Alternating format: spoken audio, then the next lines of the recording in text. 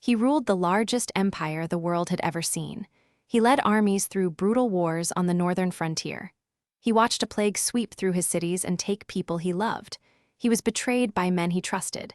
And through all of it, Marcus Aurelius, the most powerful man alive, still felt anxious. That is worth sitting with for a moment. Anxiety is not a sign that something is wrong with you. Even an emperor, even a philosopher, felt the same tightening in the chest that you feel. What made Marcus different was not that he escaped anxiety. It was what he did with it. And because he wrote it all down in a private journal never meant for our eyes, we know exactly what he did. Tonight, let's walk through it, one practice at a time. The first thing he did was to bring his mind back to the present moment. Anxiety almost always lives somewhere other than now. It runs ahead into a future full of things that might go wrong, or it drags backward into a past you cannot change. Marcus caught his mind doing this constantly, and he had an answer he repeated to himself in many forms. Remember, he wrote, that no one loses any life other than the one they are living now, and no one lives any life other than the one they are losing.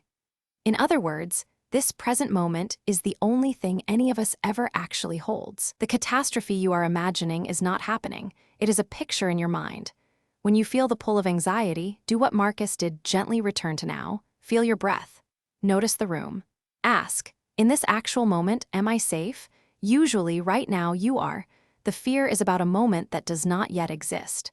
The second thing he did was to look at the fear directly and describe it plainly. Anxiety loves to stay vague and enormous, a dark shape at the edge of the mind. Marcus had a habit of stripping things down to what they actually were, in simple words. He would take an impressive or frightening thing and describe it without the drama the mind adds. When you do this with a worry, when you stop and say, in plain language, exactly what you are afraid of and exactly what would happen, something strange occurs. The fear often turns out to be smaller than the shadow it was casting. Not always gone, but smaller and specific, and therefore something you can actually think about instead of just feeling. The third thing he did was to trace the anxiety back to its real source, his own judgment. This is perhaps the deepest Stoic insight of all. Marcus wrote, "Take away your opinion, and there is taken away the complaint. Remove the judgment, I have been harmed, and the sense of harm disappears." He is not saying nothing bad ever happens.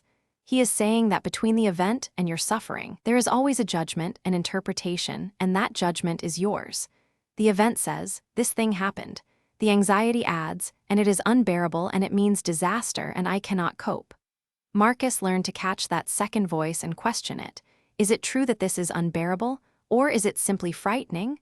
Often the situation is difficult, but the story we wrap around it is what makes it feel impossible.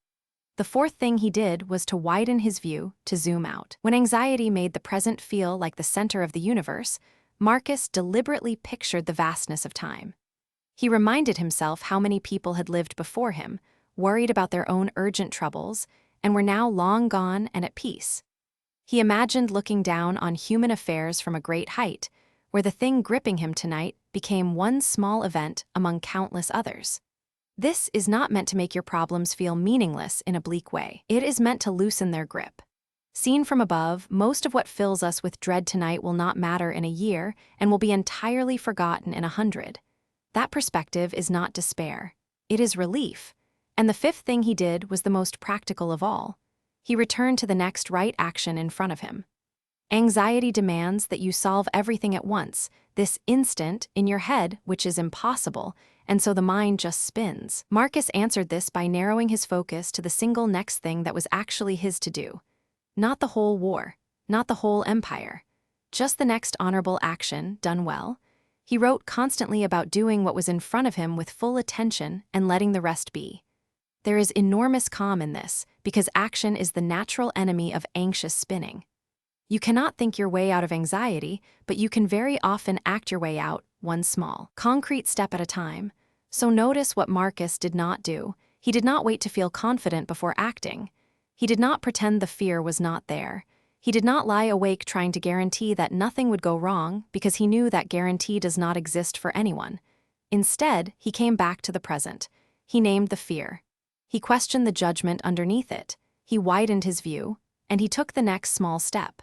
5 practices, available to him with all his power, and available to you tonight with none of it required. And here is the quiet encouragement in all of this. You carry far less than an emperor did. You do not have legions to command or a plague to govern. Yet you have the very same tools he used, and they work the same way for you as they did for him.